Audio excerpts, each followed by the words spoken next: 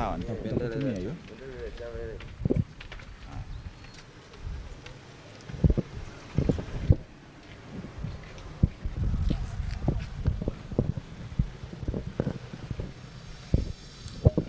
Na kwa viongozi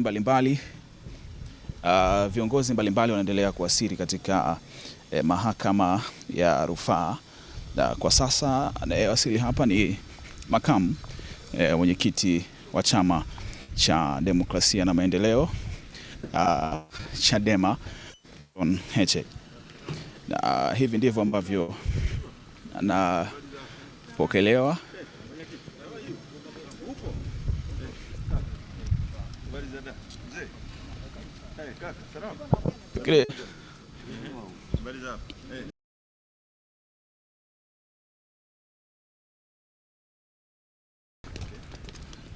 Makamu mwenyekiti, habari za asubuhi. Salama mzee. Salama kabisa.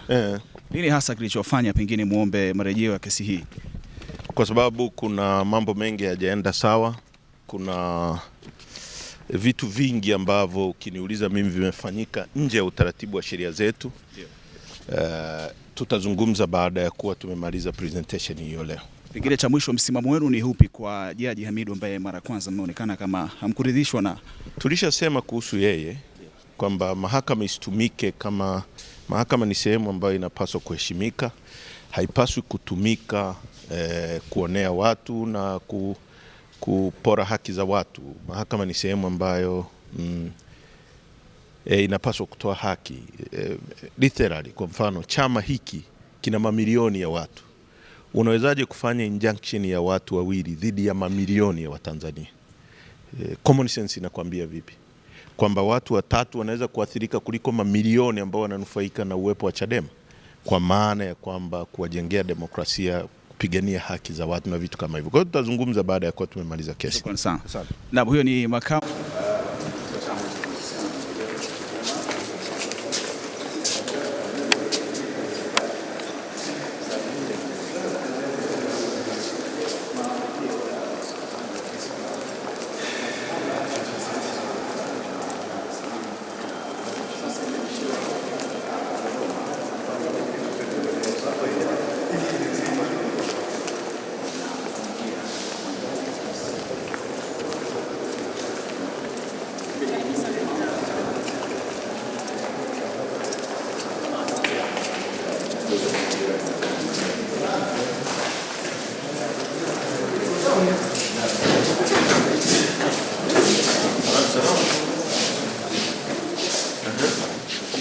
Naendeleaje jamani?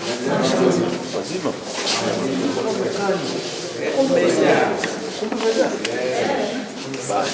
Turuhusu tuingie alafu tutaongea. Asanteni kwa kuja.